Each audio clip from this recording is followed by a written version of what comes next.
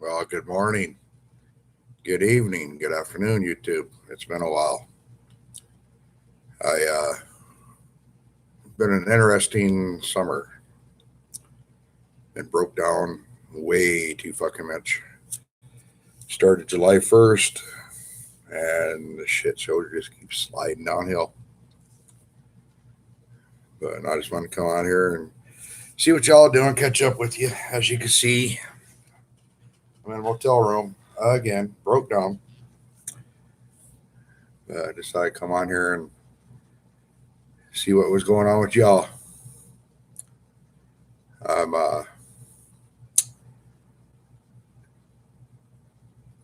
gonna be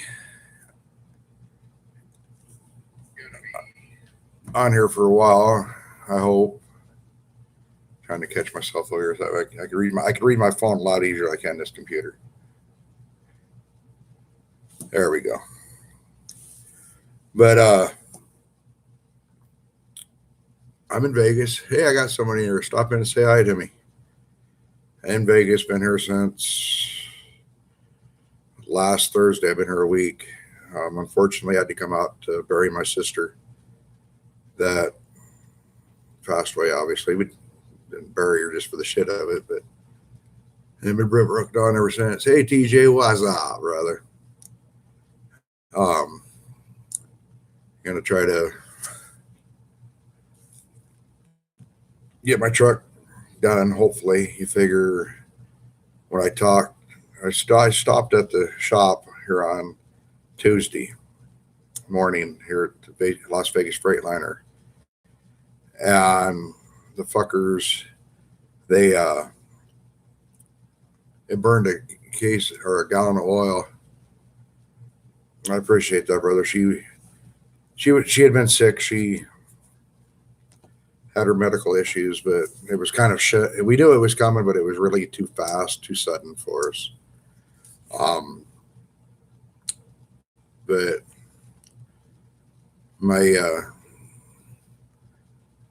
well, I'll start back because it's been over a month since I've been on here. But July 1st, or actually June 30th, or whatever the fuck day it was, they sent me from Denver to Beaver, Utah, on a load.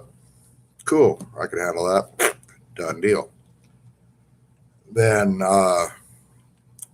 coming back from Beaver, going towards Denver, I was going up that first hill, going out of 70 there. The goddamn thing started bucking and puking and stuff like that. I made it all the way into Green River, Utah. By the time I made it into Green River, I was going 57 mile an hour, standing on the throttle. Of course, the mechanic they sent out, great guys, didn't have the updated equipment that they needed to read the computer. So I had to hoof it into Grand Junction.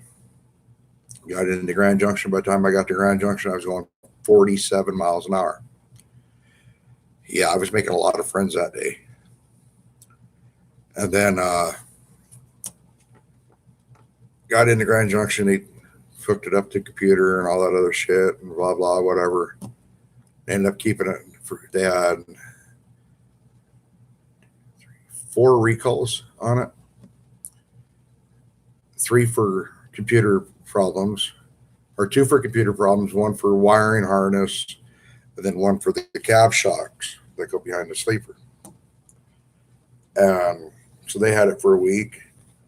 I came back down to Grand Junction. I got it and went bobtailed back to Denver. Fucking thing ran beautiful. Get it back to Denver, sit there. They gave me a load out. As soon as I put some weight on it, it started going 57 miles an hour, and that's as fast as that son of a bitch would go, regardless what I could do. So they put it back in the shop, figured, blah, blah, blah, whatever. Then y'all are going to get a good laugh out of this one. I'm not going to mention the names or anything like that, but a driver took it for a test drive. And they were gone for about 45 minutes an hour or whatever. They come back and told me there was a pebble underneath my throttle keeping me from going faster than 57 miles an hour.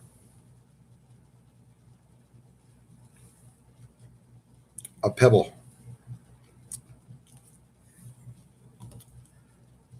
Get a load, start heading back, same shit. 57 miles an hour as fast as I can go. Finally, I get tired of it. And now we're 3 weeks into this issue. And I take off, start going back to Beaver, get to Grand Junction, and sure shit, I just like, you know what, enough is enough. I'm going, at this point, I had passed Grand Junction. I was right there, right about Thompson Springs. I'm only going 50 miles an hour. And I call my driver manager. I'm like, when does this become a safety issue? And he goes, exactly. So I pulled into Thompson Springs.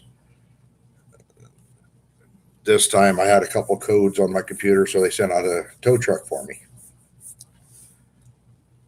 Tow truck takes me back to Grand Junction, which I should have never fucking left to begin with. And they had my truck for 4 or 5 days, 3 or 4 or 5 days. Finally, they decided that it was the air filter was clogged up. And when I say it was clogged up, I'm talking dude left a fucking dust trail behind him when he was bringing the air filter out to me to show. Okay, cool. Got a load to Gibson. Bob deadheaded to Gibson to get a load. Got the load. Truck ran beautifully. I was happy. I was like, yes. Got my load. Guess what? No power. I'm like, motherfucker. Pull back into the Transwester and Grand Junction. Now, those people at Transwest and Grand Junction, awesome people to work with. Great people to work with. Well, as they were getting shit done and everything and whatnot, I had to go back to Denver with my truck. And it was just bogging down. When I was going eastbound, I finally got there. What is it? You come into Vale first, climb that first hill there. I was thankful because I was empty and I couldn't have no power. People were passing me. The lady on the walker passed me like 4 times. But when I got up in the mountains, I was like, okay, cool. Now I could act like I'm loaded. So I got into Denver, got into the shop, and I had told people at Transwest, I was like, that fuel filter, fuel water separator is fucking black. We need to look at that. And sure shit, the last time it was changed was 11/17 of 18. The guy took it out. Fucking, yeah. Put a new one in. I took the truck for a test drive this time.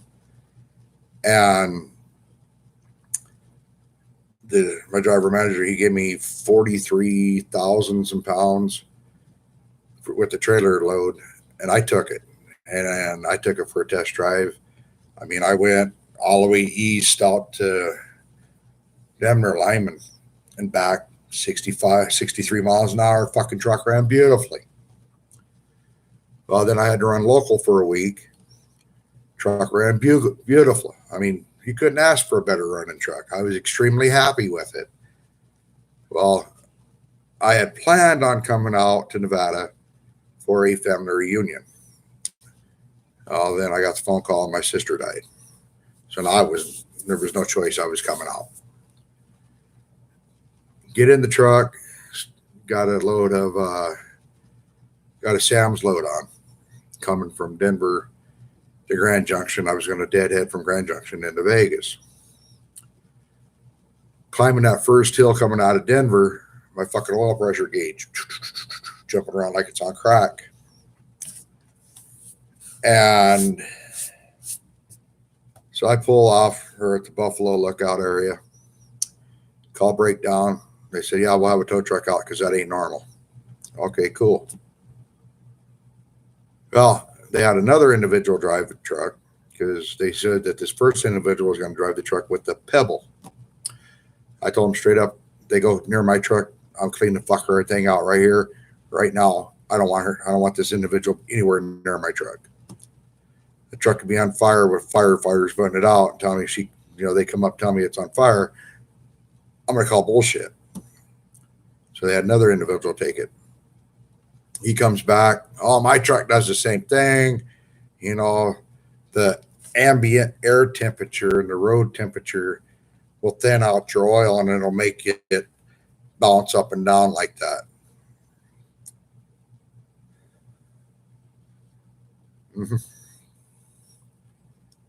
Yeah, exactly, DJ. So I get towed back into the yard. That's when they took that. The other individual took it for a test drive. And I was like, you know what? I have to be out to Nevada for my sister's funeral. I'm going. Either Greyhound bus, in my truck, whatever have you. I don't give a fuck at this point. Well, I took off. I got a empty beer can load, 7,750 pounds. I was like, they get me all the way to Vegas. That's all I care about. I left Denver on Wednesday. I made it as far as Grand Junction, not even all the way to Grand Junction yet. And the fucking check engine lights come back on. This time it was for the DEF system. So, Transwest, here I come. Got in Transwest. They did something, blah, blah, blah, whatever.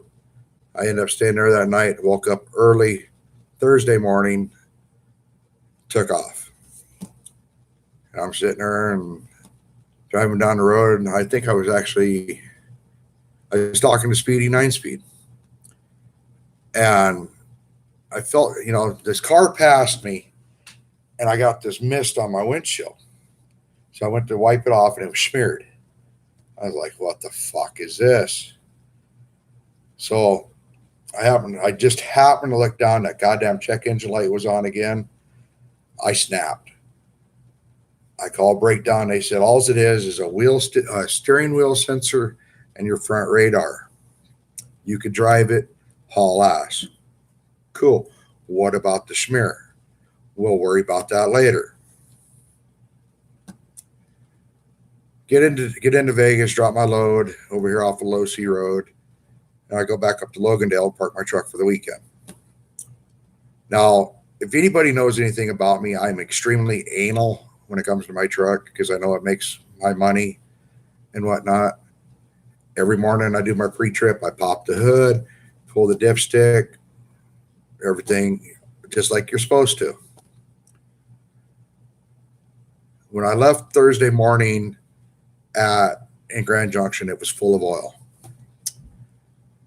Came to Vegas, back to Logandale. I put 560 miles that day on my truck. Parked it for the weekend. Got back to the truck Monday afternoon after the funeral. Popped the hood before I even started it. Pulled the dipstick a gallon low. What the hell? I look underneath the truck because it's parked on dirt. No oil leakage anywhere. Okay. So I call my dispatch, let him know what's going on. And he goes, actually, no, I lied. I call a breakdown, let them know what's going on. I said, okay, we can't do nothing for you until morning. I was like, okay, I'm going to stop at the smoke shop, grab something to eat, and I'll just hang out there tonight, go in first thing in the morning, which would have been Tuesday. All right. Because now, mind you, my steering wheel sensor is still on and my front radar system is still on. I topped off my oil, a gallon of oil in Logandale. I drove to the smoke shop 30 miles, if I'm lucky.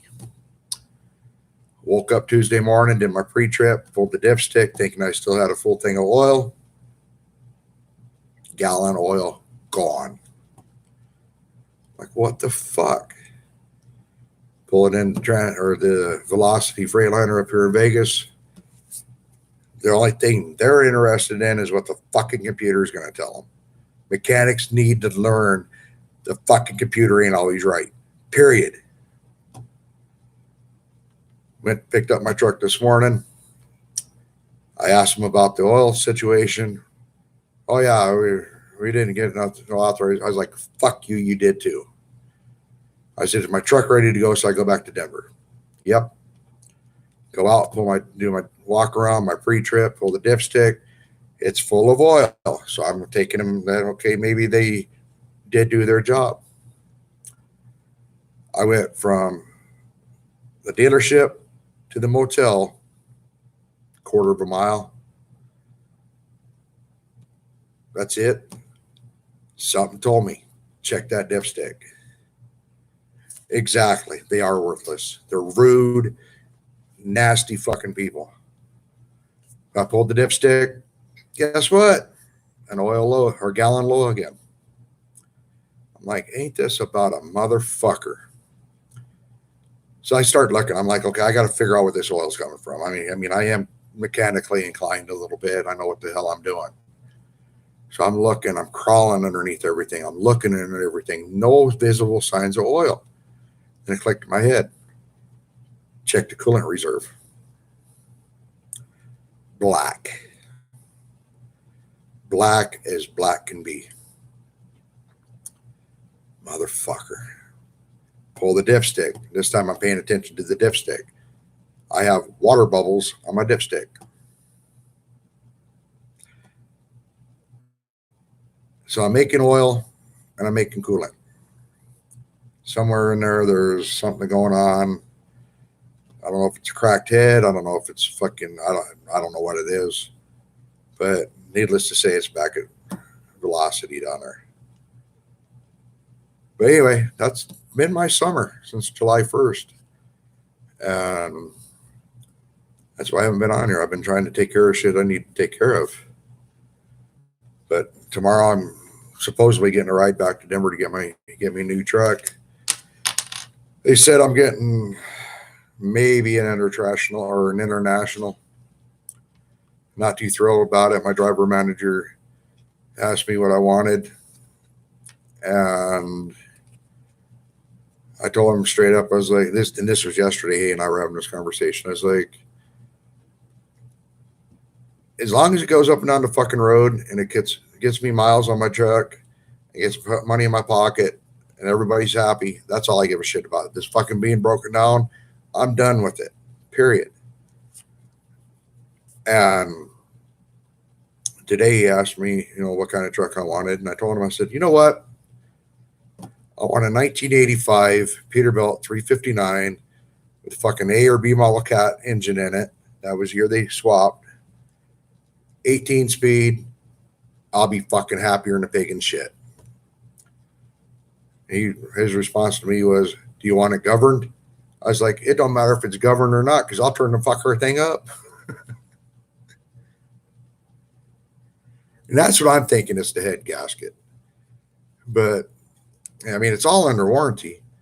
But the problem is, you know this as well as anybody else. If the wheels ain't turning, you ain't earning. It's just the way it is. And so hopefully tomorrow, my driver manager is supposed to give me a ride back into Denver. And I don't care if it's an international, if it's a frickin', I'll even go in a Volvo at this point. I just need to make some money. And they put me in a Volvo, I'll be more hesitant, but I just need to make money. But it's just one of those things where it's about trucking, and it's trucker's life. Problem is, again, you ain't running, you ain't earning. But anyway, I'm in Vegas.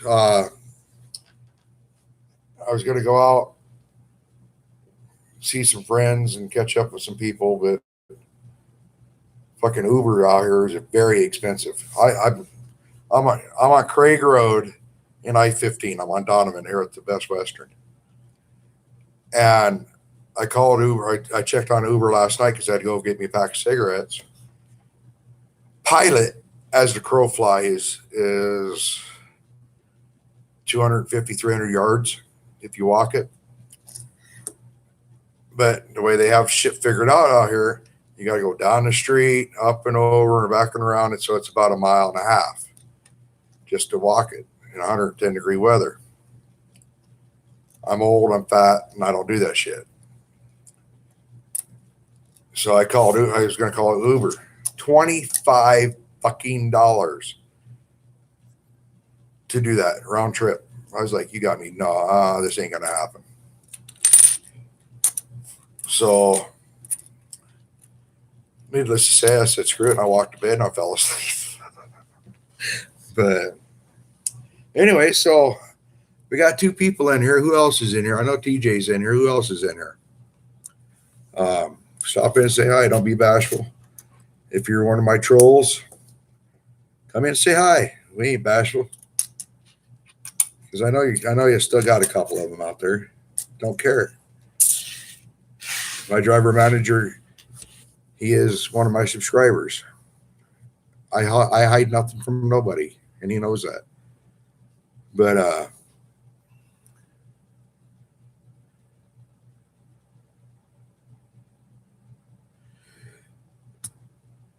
I'm thinking they are. The only pay I got was for that trip from Denver to here, because I took family time off. I didn't expect to get any kind of breakdown or not breakdown pay or even a check this week, for that matter, because by the time you take my schooling out, insurance, and all that other stuff, it wouldn't have covered it. So, but they're supposed to be paying me breakdown pay. I'm guessing from Tuesday morning on, because like I said, I don't expect to get paid for taking care of family personal stuff. If anybody does, they're asinine. They shouldn't get paid for taking care of stuff that you need to take care of as far as personal stuff goes. But they are paying my room, and it's a nice little room. I mean, I've stayed in worse when I was drilling, but I've stayed in a lot better too. But you know, as far as the breakdown pay, Swift's breakdown pay is $50 a day, which is better than nothing. I'm happy with it, but it don't pay the bills.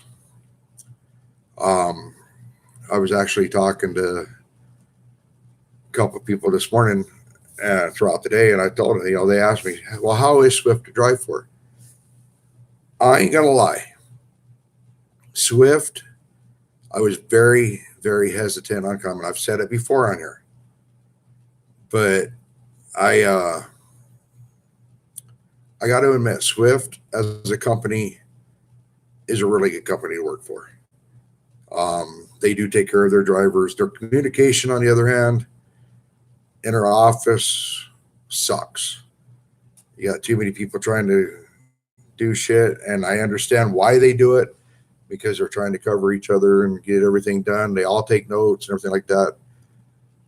But I like dealing with 1, maybe 2 people at a time, and that way shit don't get fucked up and messed up and, you know, put in the mix somehow.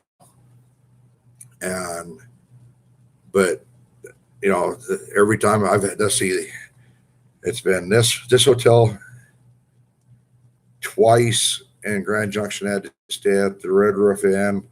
That's a nice motel. Then I had to stay at the Courtyard.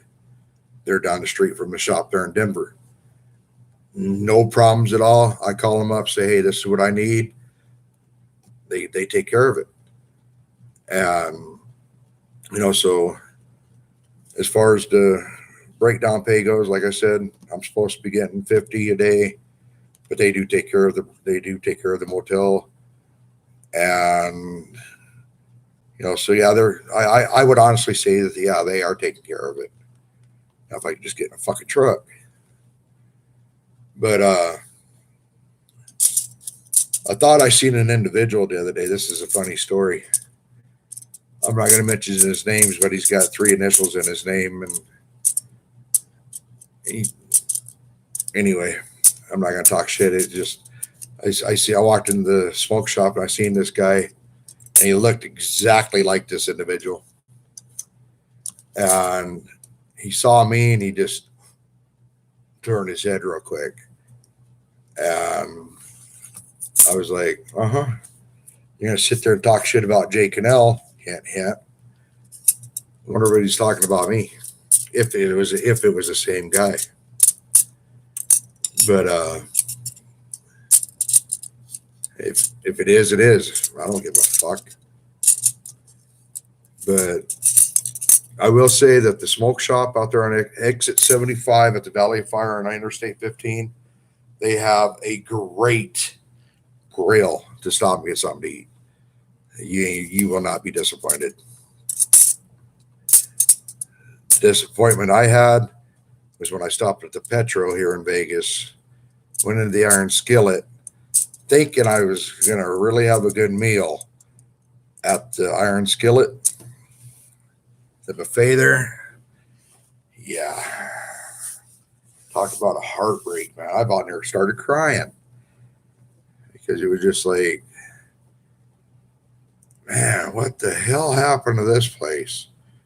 But I still ate, didn't get to tear it up and violate it like I wanted to, but I did get my money's worth. But anyway.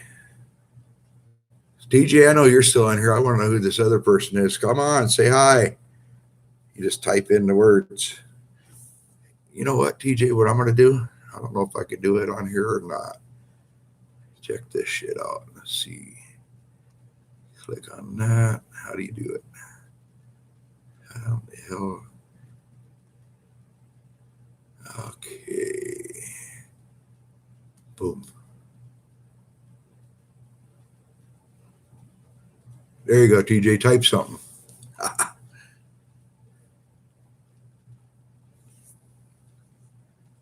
I gave you a little wrench.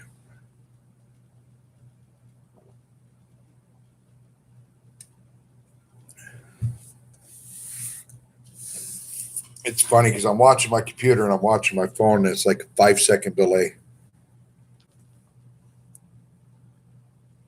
I just went like this over here on my phone. Anyway, I'm goofy. But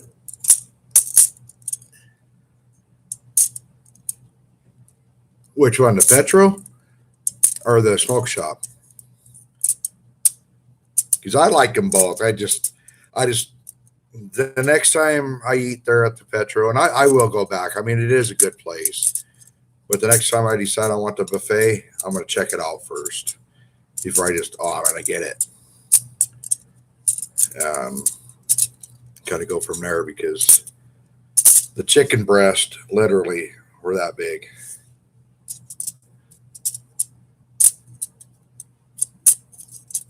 It is.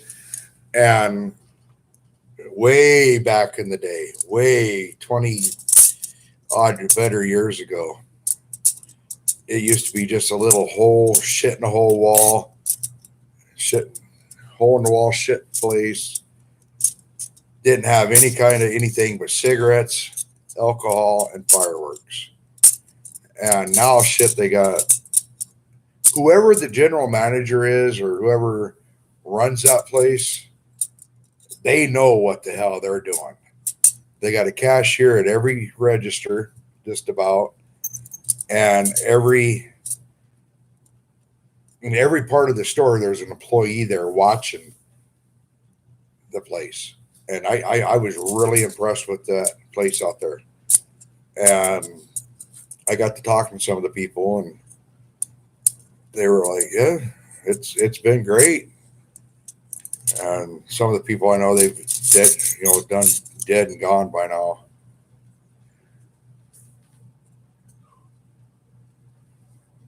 What's all blue now? Your name? Because you got a wrench. But oh yeah, the smoke shop, yeah. And the way they have it set up is when you walk in from the fuel island, you walk past the fuel desk, and you take a right, you go down. That's where they have the store, huge store, knickknacks and souvenirs and shit like that. They got a little C store in there, and then you walk back a little bit further to the second bathroom area. There's a big sign says fireworks. Well, the fireworks are now all the way to the back, and they got a door, something closing them off and everything like that. Then they got the casino in there, which is a great casino. I didn't really dabble too much, but you figure I did walk around. I did check it out. And it was just like, damn, what an improvement this place is. Because like I said, 20 years ago, you would have never thought that they would have advanced that far. But shit, they got a little concert, something or another, where they could do concerts out there in the back now. They got solar panels out there. Oh yeah, I was really impressed. A fuel island that's probably, I want to say 10 or 12 fuel islands, pump pull throughs there. The nice thing I like about it, and drivers, check this out. If you get fuel there, and the way the lady was explaining it to me is, if you get 100 gallons of fuel or more, you get a shower and a meal ticket. That's where I was going with that. You get a shower and a meal ticket. And, that's good. I asked her, I said, well, did they expire? She goes, no. I was like, well, shit. Fucking Petro and TA and Loves and Pilot and Flying Hook, they expire after 7 days. It's like, what the hell point is having all these? Then it was explained to me, well, if you get fuel here all the time, you get X amount of showers, and if you get X amount of fuel, then they never go away. I'm like, good gimmick. I remember back in the day when they first started this, when Jack Cardwell first started that, when he owned Petro, the showers never went away. They were on there permanently. But they're all owned by the same family now anyway, so it don't much matter. But anyway, but yeah, that's pretty much been my summer. A lot of personal things have happened to me over the summer, and I'm not really going to get into it on here, but being broke down, figure I broke down July 1st. Here it is, the 22nd of August. I was talking to Speedy about it earlier, and so you figure that's 31, about 53, 54 days. Out of that 53, 54 days, I've only worked 14 of them. And I can't keep doing this. I told Larry, my driver manager, I was like, I'm done. I got to get into a truck that works. That's being the dead horse. But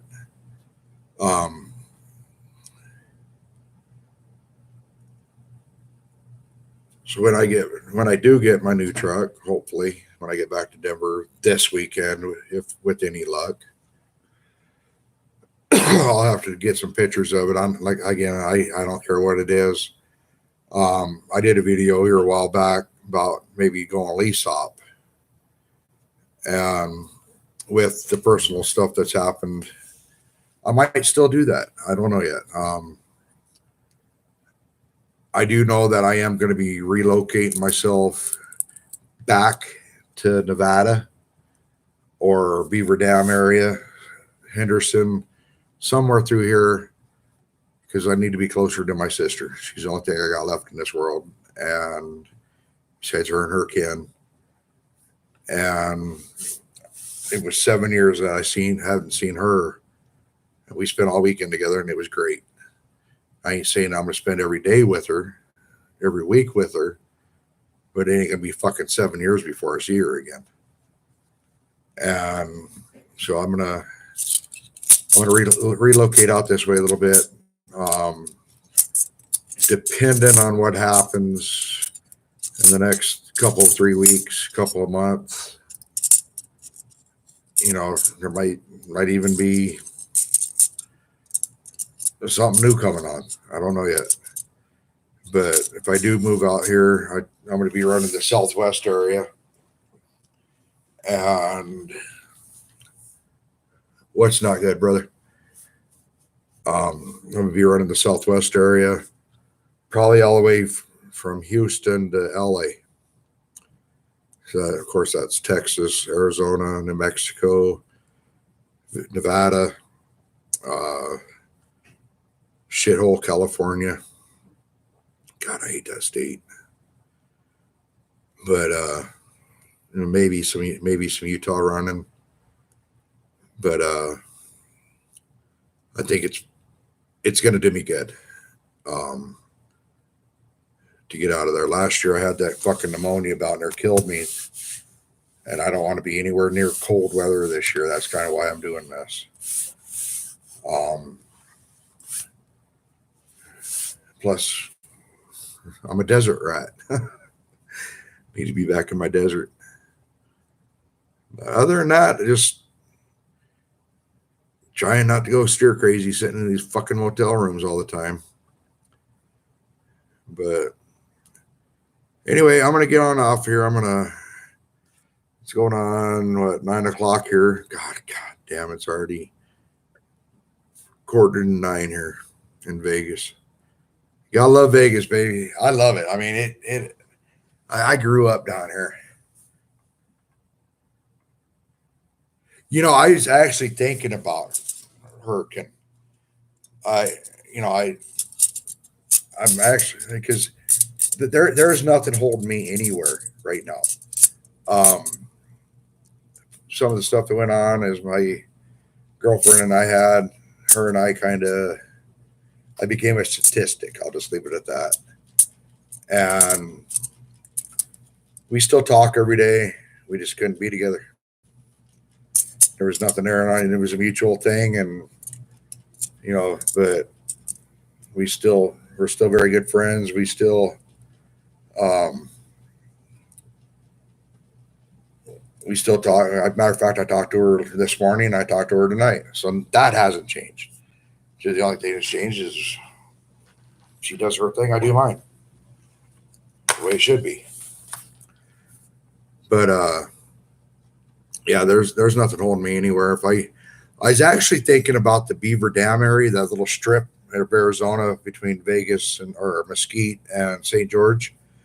You can see you got Beaver Dam, you got Littlefield right there, and that'd be a nice little place. I'm not gonna get me a house. Don't really want an apartment. I figure if I get me a little trailer, a little travel trailer like I had when I was drilling, that's all a guy needs. My sister's all worried, well, where are you going to live? Where are you going to live? Live in my fucking truck. That's what truck drivers do. They live in their truck. They go home every now and again. And she should know this better than anybody, because God damn it, she grew up the same way I did in a trucker's world. That truckers are hardly ever home. And when you do get home, you cherish it. These guys that, I talked to a guy the other day. Well, fuck, I ain't been home since, March. This is just last month. I was like, that's your fucking fault, dude. You don't go home that often. You're going to sit there and cry, bitch, and complain and moan that you're never home. That's your choice. you have a choice to go home. If you don't go, don't bitch at Swift, don't bitch at Schneider, don't bitch at JB Hunt, don't bitch at anybody else but yourself.